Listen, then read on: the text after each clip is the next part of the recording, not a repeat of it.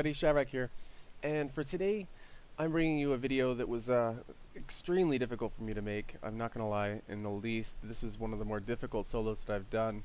A big part of why this was so difficult was because on wave 3 I got devices, and I kind of told myself, okay, well, I got devices on 3, more than likely the odds are in my favor that I'll hopefully get a short escort or a hack or an easier objective on 6 and 10.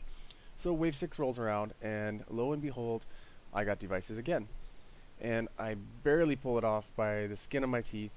And then I'm like, okay, well, I got devices on 3, I got devices on 6. There's no way they're going to give me devices on 10. And lo and behold again, devices on 10. So I'm getting a little discouraged at this moment, and kind of like, oh geez, I'm done. I'm not going to be able to pull this off. 10 is such a difficult way for devices, especially against collectors.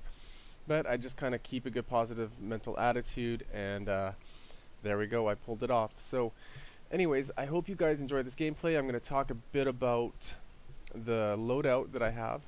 Starting out, I used incendiary ammo, and a big part of why I'm using incendiary ammo is Invader 1 was telling me he finds himself in a lot of situations a lot of time where he has to leave early before he can finish the enemy off.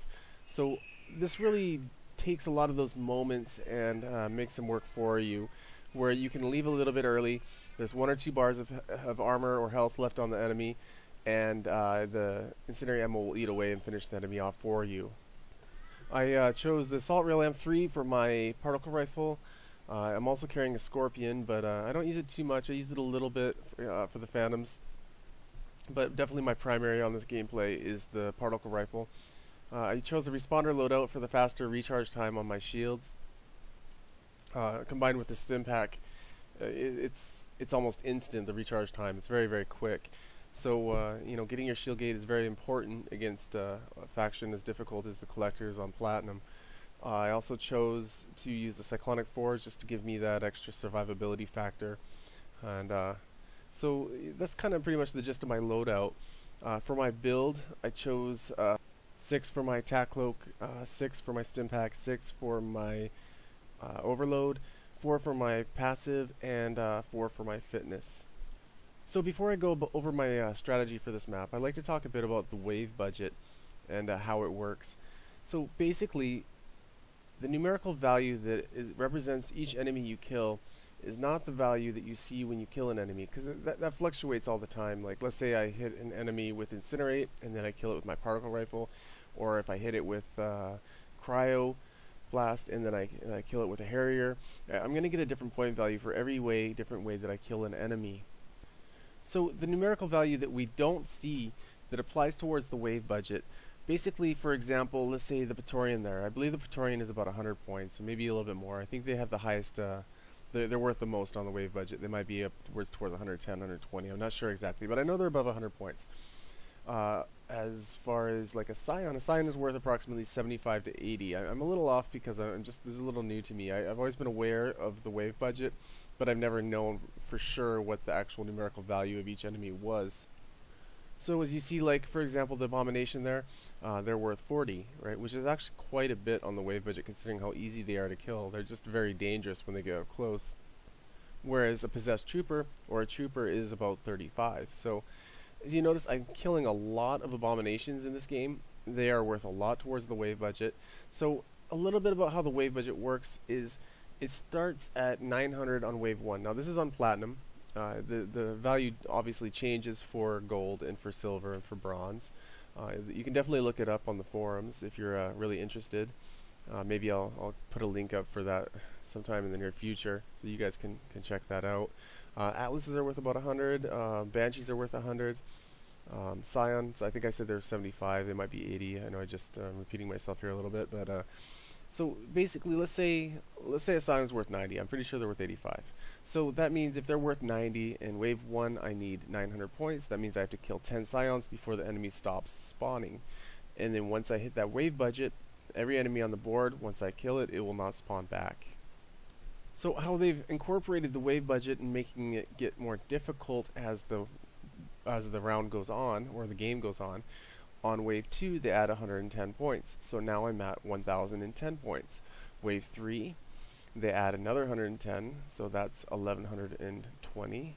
1230, 1340, 1450, and every single wave that it goes on to, they add 110. Now, the wave budget does not apply to waves 3, 6, and 10. Those are basically a situation where you have to basically finish the objective, then the enemies will stop spawning in and you can clean up the wave. I think you guys were all pretty much aware of that already. If not, that's how it works. So they still add 110 points even though there is no wave budget on that wave. I think they just try and stick to the same value system to make it simple. I really don't know why they do it like that. But anyways, that's a bit about how the wave budget works.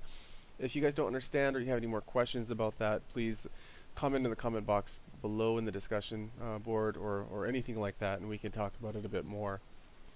I definitely think that understanding how the wave budget works will definitely change and make your strategy for solos, your approach anyways, will be much different. I know mine has been a lot different. I used to try to avoid abominations, where now I'm actually seeking them. They're amazing for chipping that wave budget down. Another thing, let's see, phantoms are very good for chipping that wave budget down. If you have an easy way of dealing with them, oh man, they'll get that wave budget down quick. Anyways, enough about the wave budget. I'm going to talk a bit about my strategy here. So I've picked about 4 places on the map that I'm using them as points of interest for me, where I stop and I turn around and I kind of deal with enemies. This is one of them. And see how I drop down right here? I'm either going to drop down there or I'm going to round down the left. That's kind of a contingency plan for me. If the left side is blocked, then I drop down and I can go that way and continue on my clockwise pattern around the map. So this right here, this is the starting point for me. And this is basically the first place I pretty much turn around and I basically deal with enemies. I can corner shoot really easily here. I can get behind cover if the enemies if the Praetorians are shooting their little rockets or their little beams at me there. You see I got good cover. And I have an ammo box right here. This is one of the ammo boxes that I hit consistently. If you notice, I try my best to aim for the underbellies. I know I've talked about this in previous videos, but that is the headshot multiplier for the Praetorians, is that underbelly or the undercarriage. So always aim for there so you can get the most damage out of them. So this is the second place that I stop. I usually stop there for a second just to let the enemies catch up, because if I run too fast to the top of the hill, then they're just going to cut through the middle of the map and cut me off. This is the third place, or pretty much the second place I stop. I'll either stop behind this rock or the bottom rock or at the very top, depending on how the battlefield is looking. If you want to be safe, just kind of go to the top, the upper part right here, because it's a little safer. But always check your flank. Whenever you stop at one of these points, always check your flank, unless you are very confident that there is no enemies on your flank. Right now, I try to keep a mental note of where every enemy on the board is, or at least an idea. See right there, I got flanked a little bit. So this is the second place basically I turn around. I use this little area to kind of just train them back a little bit. Then I always jump down this ladder. If the ladder or the top is obstructed, I'll run down the right ramp. Now, sometimes I'll stop right there, but usually I run through back to my starting point right here. And that's pretty much the gist of my rotation.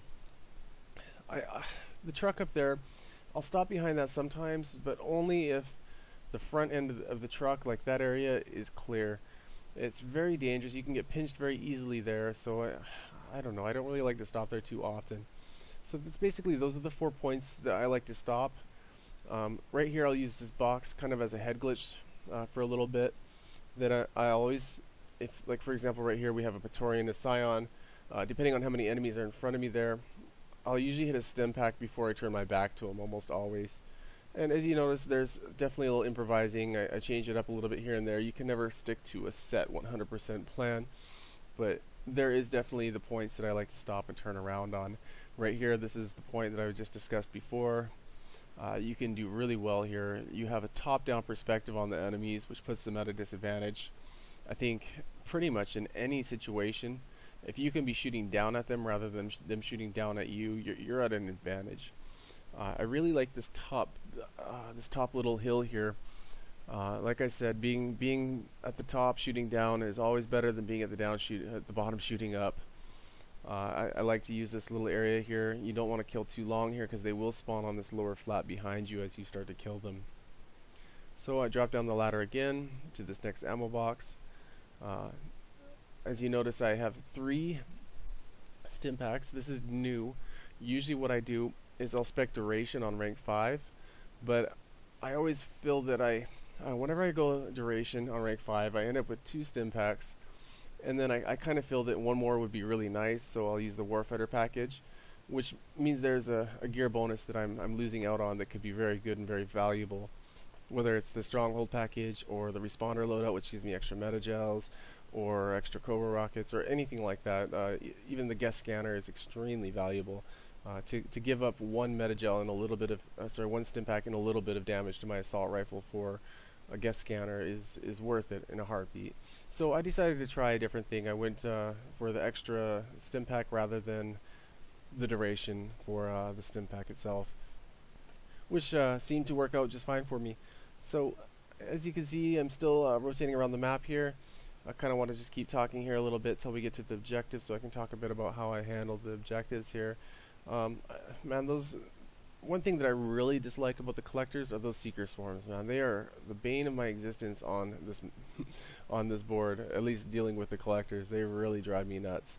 One thing I try not to do, and I found it works really well for me until I'm cleaning up the wave, is like the captains, for example, the troopers, like those smaller enemies. If I rotate properly around the map at a decent pace, they kind of bunch up in the middle. I find that if I start killing them and they start respawning on a regular basis, man, they end up spawning in front of me or somewhere along the lines where they get in my way, and they can drop you really fast, surprisingly fast. Especially added, like if I got hit with that rocket there and there was a captain behind me, he would have melted me instantly.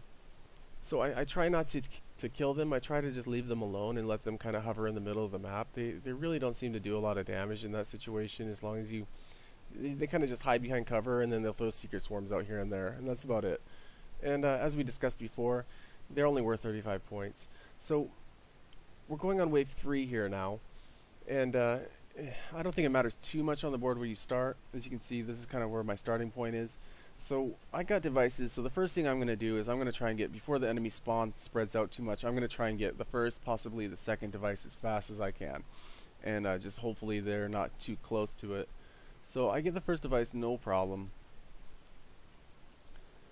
And I'm just going to sit here and wait and see where the enemies are. The next one is right there. So the gist of it is you want to pull the enemies obviously away from the objective as far as possible.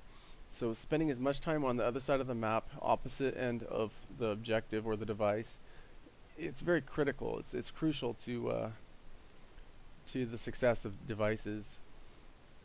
So I'm going to go over here to the extraction zone, or the LZ here, and the faster enemies, the enemies that get to me quicker, I'm going to maybe take a couple of them out, because they're just going to respawn and then they're going to come to me again at the same time it takes for the slower enemies to get to me. So another thing I like to do also, besides just taking out the really fast enemies, is I like to take as many enemies down to as close to death as possible. For example, the Brute there, the Ravager, I took them about halfway down on their armor. So that way, if there's a device in the future, and they're one of maybe 2 enemies, or they're the only enemy that's by the device, and all the other enemies are on the other end of the board, I can just take them out a little quicker because they're already broken down quite a bit, and then I can, maybe get the device right away, rather than having, every second's going to count on whether or not you get this device or not. So we're going on device number 3 here. It's right below me here. This is a very tough device. It's a very central device. As you can see, there's a Ravager right there right off the bat. There's a Brute there right off the bat. The Brute's down to 3 bars. I could have stuck around and probably killed them both, but by the time I killed both of them, I think we would have had a couple abominations on our tail. So I'm going to try here and lead these enemies away from the objective a little bit further before I make this attempt. And we got a Ravager on the pipeline there, so as you can see, I'm going to take him down to about halfway there, leave him alone because I do have damage over time with my incendiary ammo, and I don't want to finish him off because he'll just spawn fresh. So I am rotating around the map here to the base of the hill, and I'm going to hang out here as long as I can. Which usually isn't very long because, this is platinum and they do push you pretty fast. So I'm going to drop down. Here's my second attempt at this objective. Let's see if I can get it right away. I don't know why tack cloak. I think it's just a habit. And there's a Brute right there. So I got to make another quick pass. I'm going to take him down a little bit before I take off here. There we go. Oh, looks like I'm gonna. Okay, my bad. I'm sorry. I finished him off because I'm making an attempt here, and I'm gonna see if I can buy enough time to get this objective. So I took both enemies out. This is my third attempt. The brute's on me again. Okay, it's not gonna happen. So I need to make another attempt here. I'm gonna pull them away from the objective again, and hopefully on this third attempt I can get this. This is why devices are such a pain on solos. On some of the bigger maps they're not so bad, but honestly, on this map, it's not something that you want. I definitely think that the difficulty factor doubled just because of the devices that I got on 3, 6, and 10. So I'm sure you can see my time is winding down. I got basically about 1:20 right now to do 2 devices, so it's getting close. If I don't get this device soon, I'm gonna have problems, and I'm gonna fail this attempt. So one less pass here. I can definitely see my time winding down there. I'm getting a little nervous at this point. So I'm just gonna try and stay calm the best I can, and just make every second count. I got one attempt at this next device. If I don't make this happen, it's done. So I'm gonna pull them over as much as possible. I think I need approximately 10 seconds for each device. So if I finish this device here, that gives me 30 seconds to get to the next device, and then another 10 seconds. Sorry, 20 seconds to get to the next device, and then 10 seconds to disable it.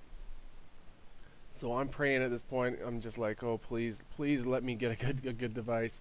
Let it be on the LZ, and lo and behold, it is on the LZ. Thank you, thank you, thank you. So I got 10 seconds to get there, and 10 seconds to disable. This is a very intense moment, and I got it. Looks like I think I just barely got this by the skin of my teeth. If Abomination was to pop around that corner there, it would be done and over for me. So that was a very close call.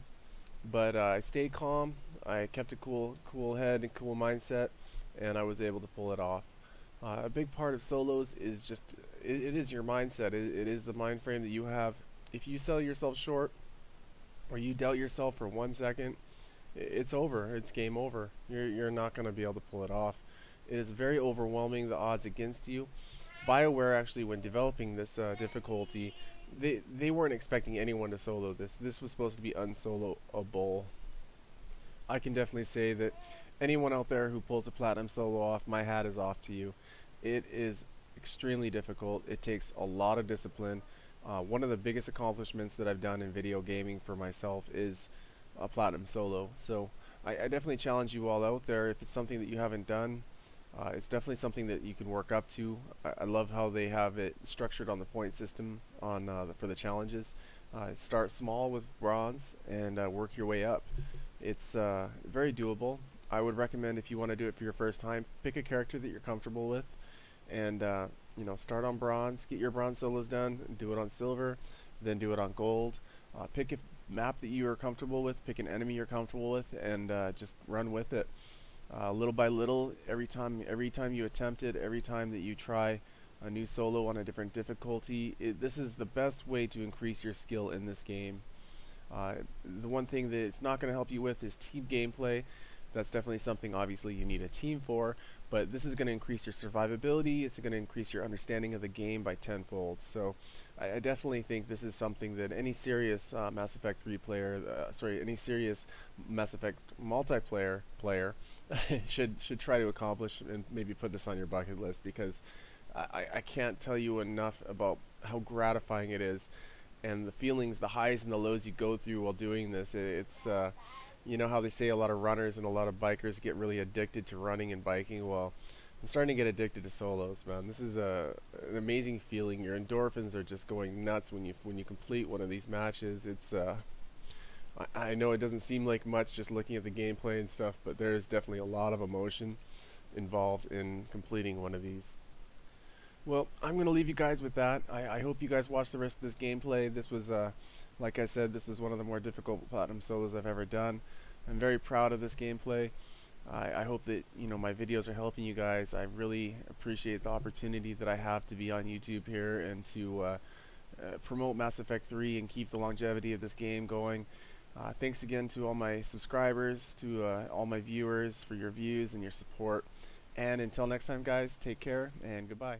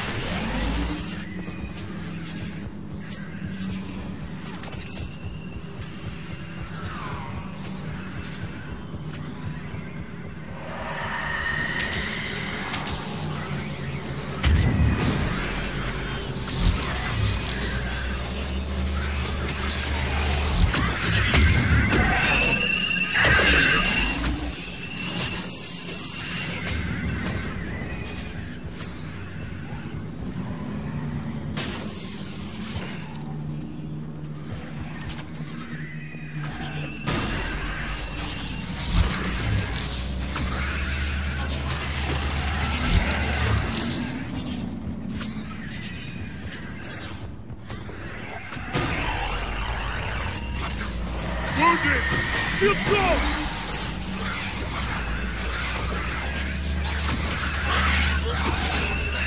Need ammo!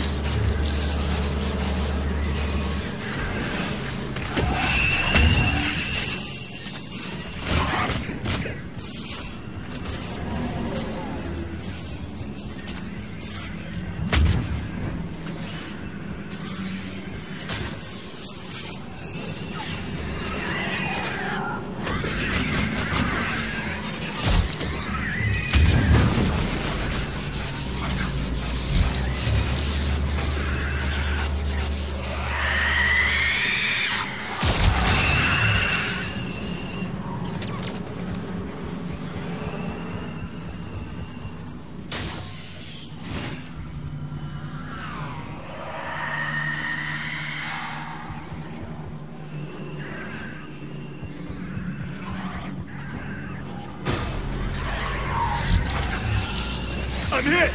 Shields down!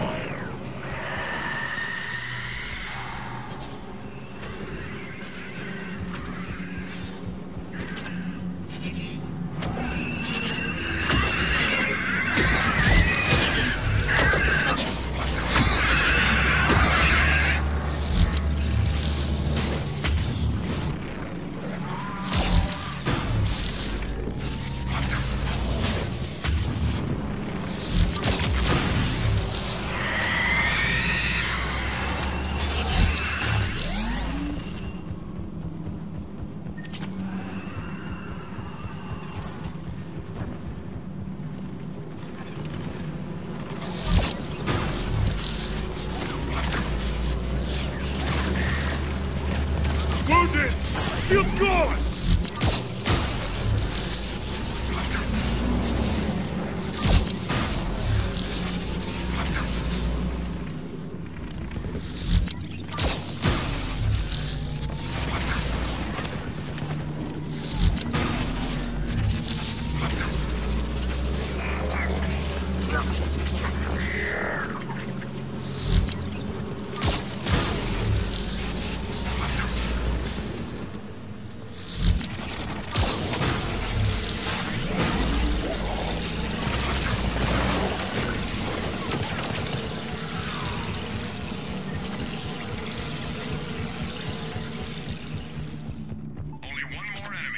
Got one more.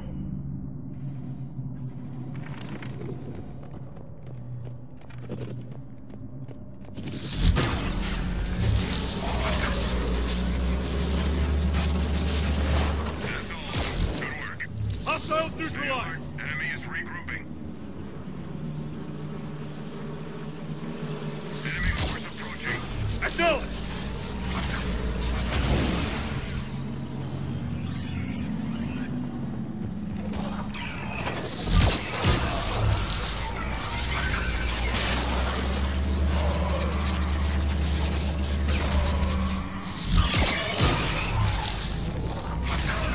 Equip!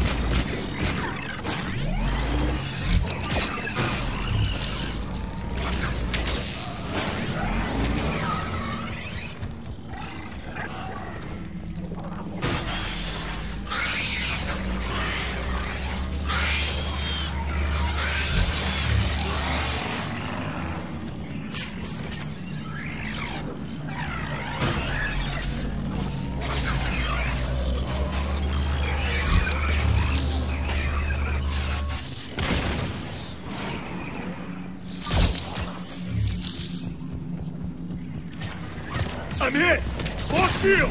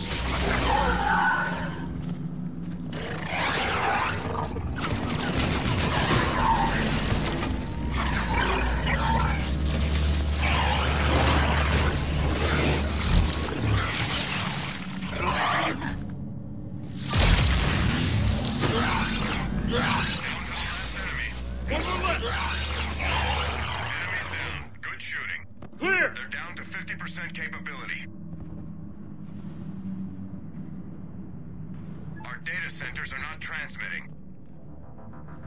Locate those devices and get them going. Acknowledged! There they are! Come on!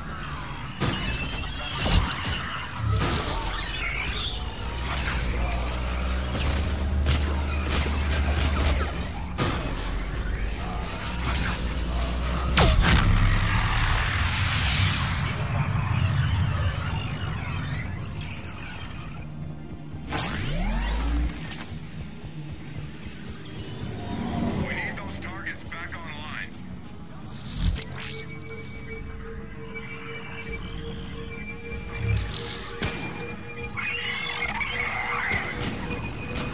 Target up.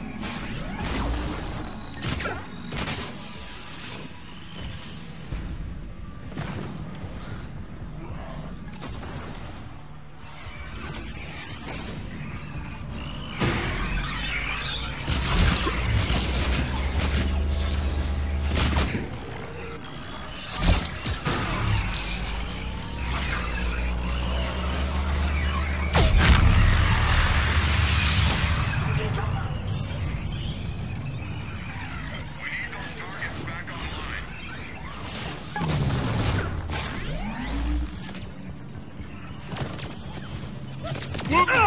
Shields down!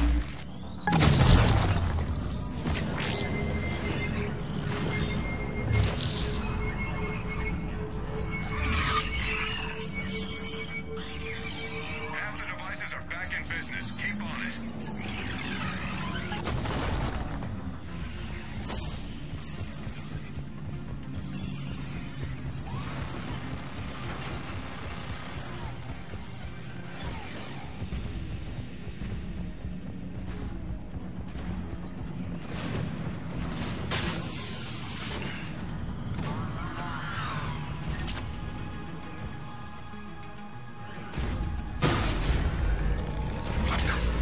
Get back and find that device.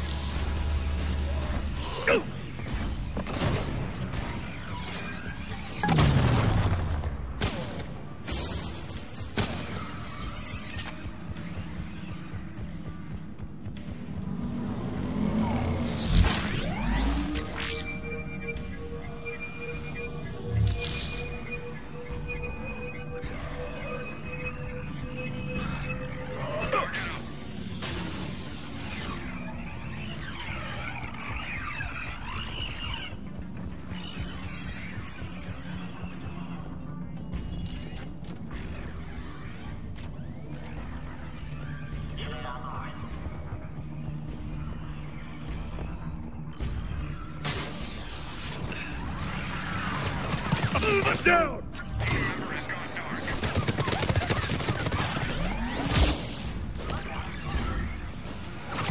Your mission is to cover those targets.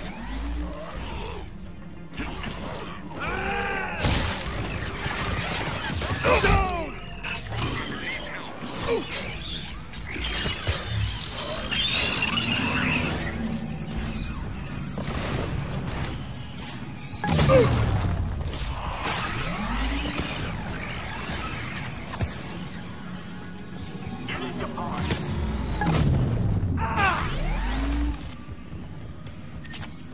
Get back and find that device.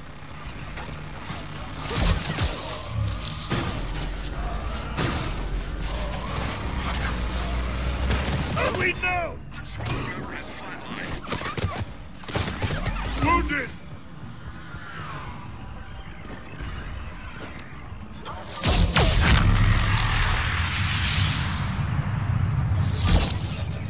Get it done. We're out of time. Time is short. Find those targets.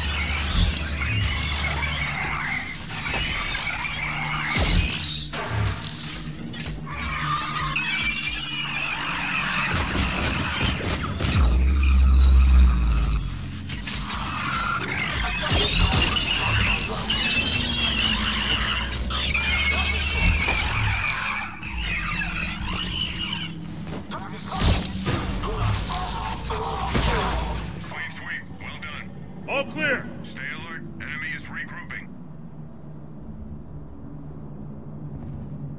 Bogies incoming. Copy that.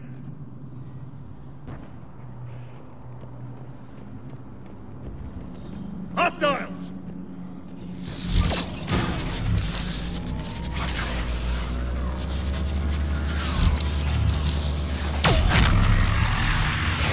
He's quick!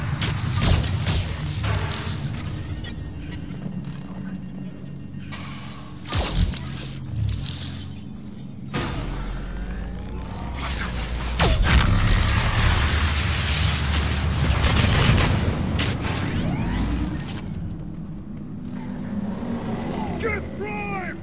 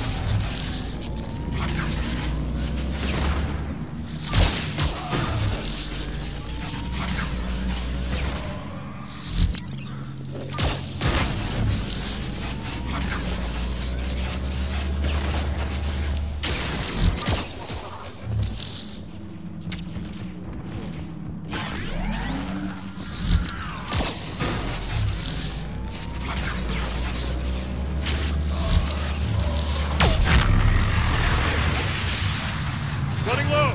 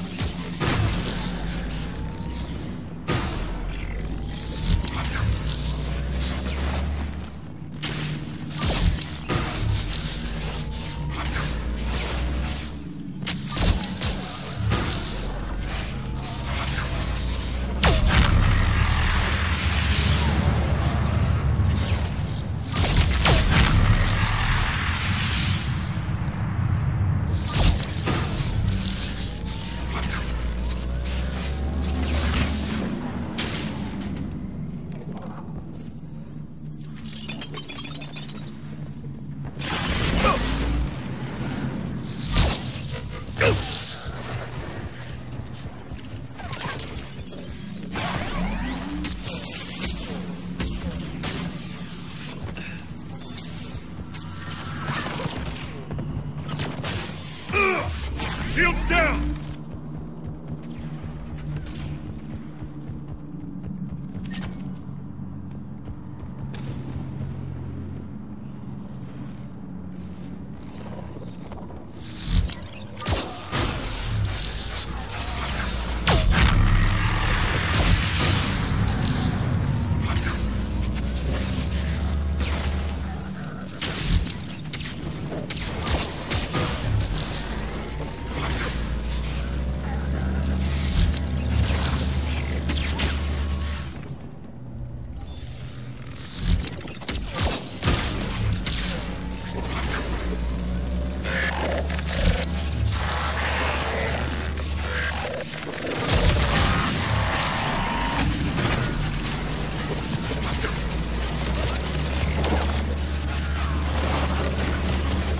Running low! That's it! Enemy is regrouping.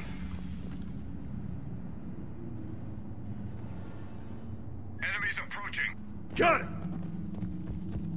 Got him! Pyro!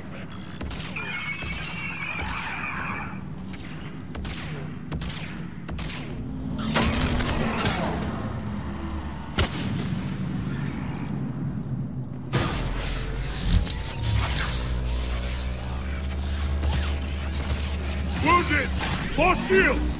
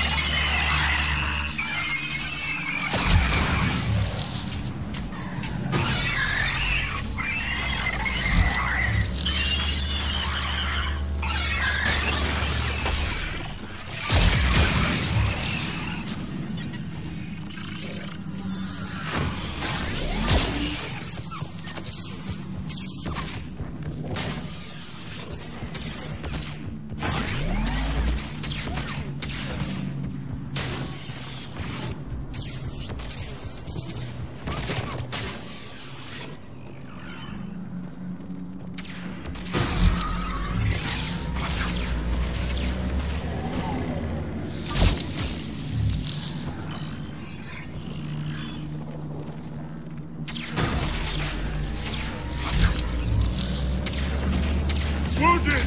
Lost shield!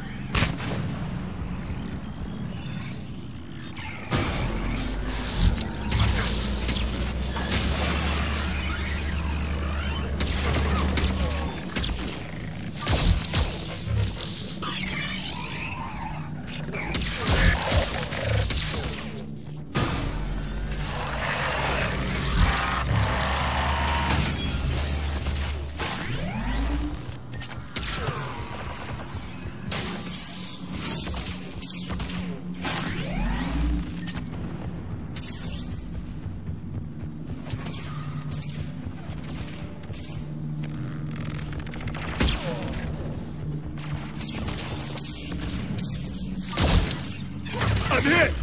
Shield's gone!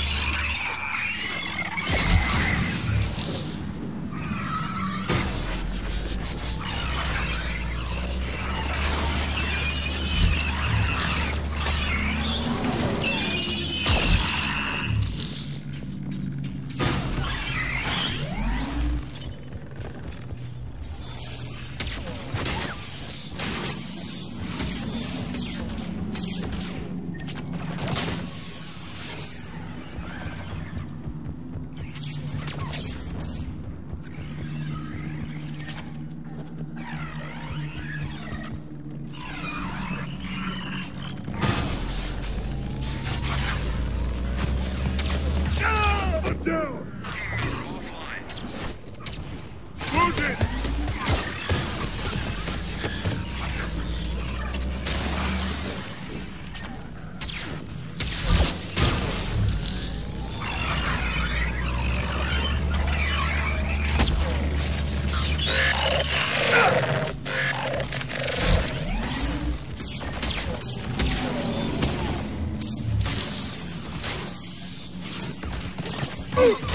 I'm out!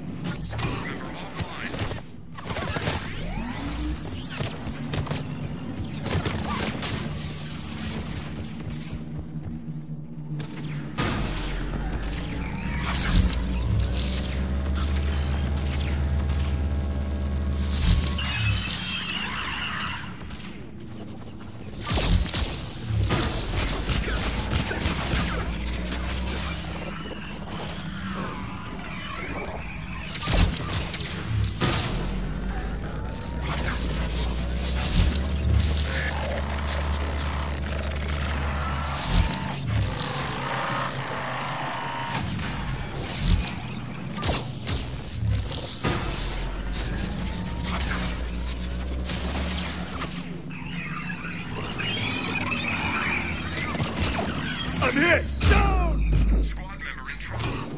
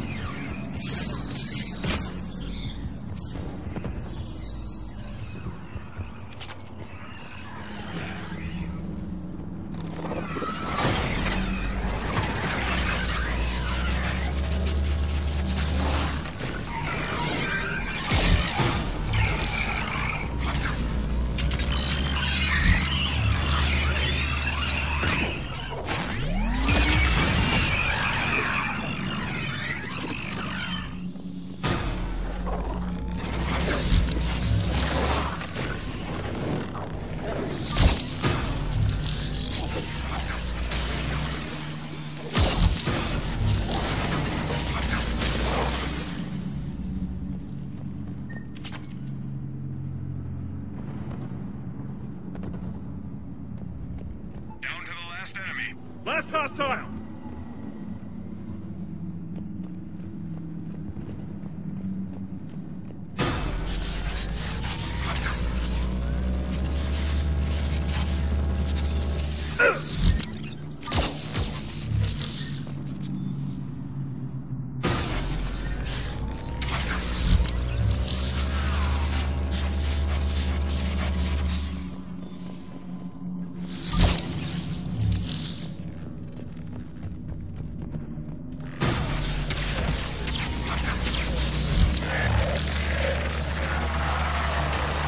Mission accomplished. All clear! Enemy is regrouping.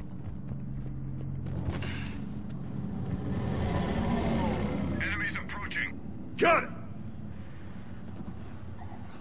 Hostiles!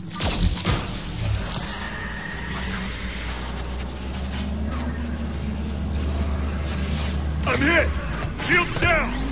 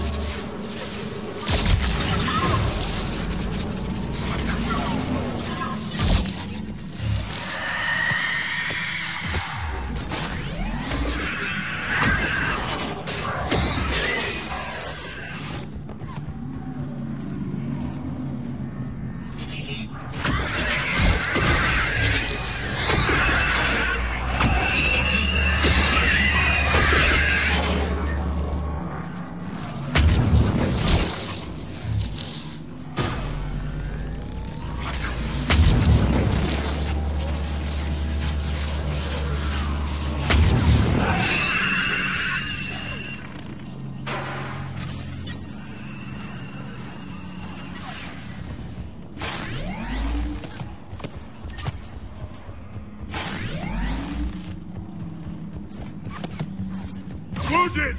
Shields gone!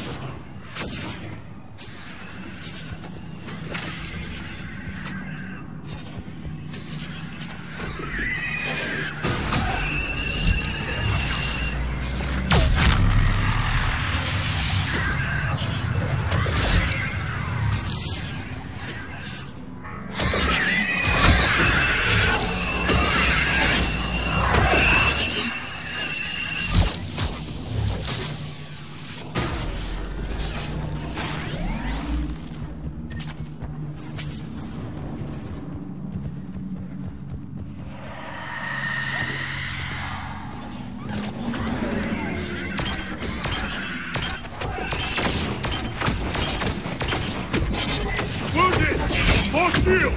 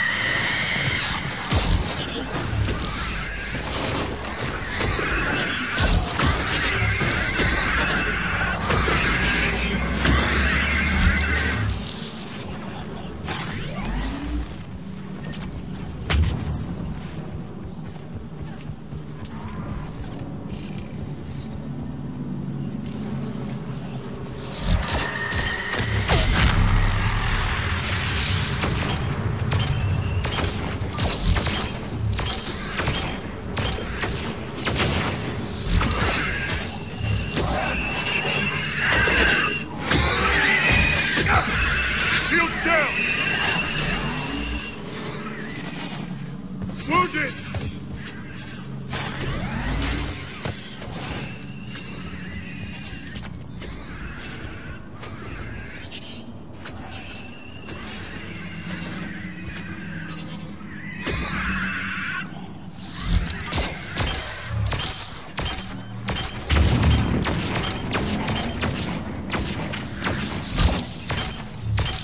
Take fire!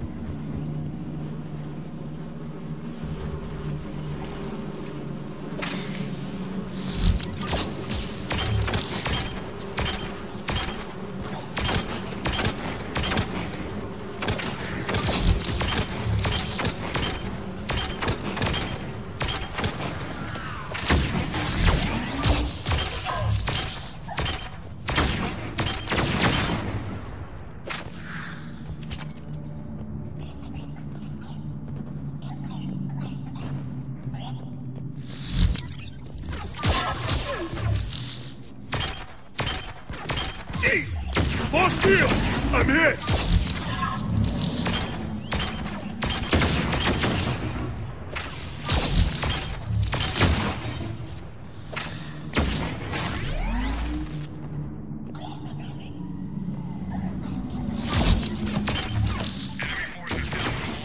One more left! Hostiles neutralized! Enemy is still active. Stay alert. We've established scramblers for disrupting our enemy's long-range communications. Understood! Contact! Go, go, go!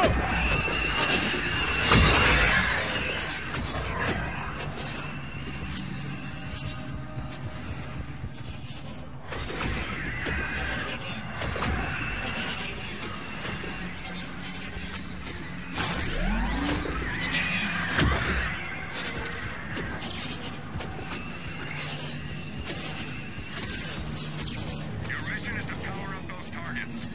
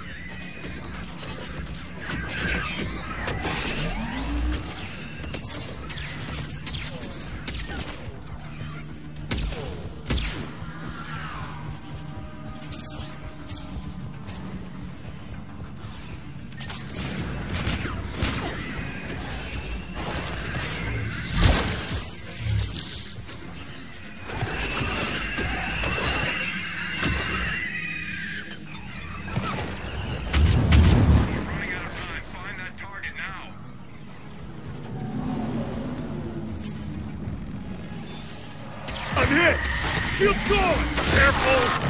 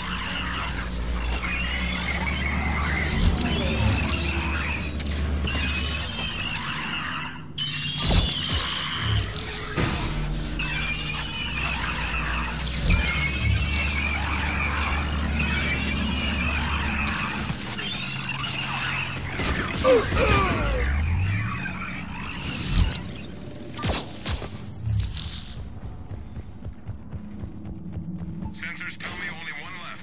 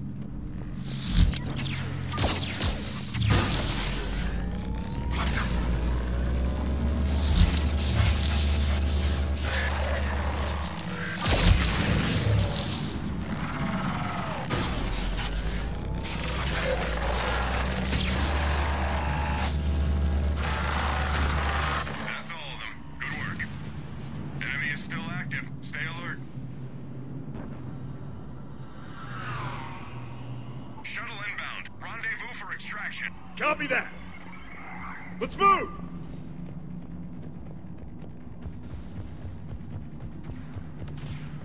There they are!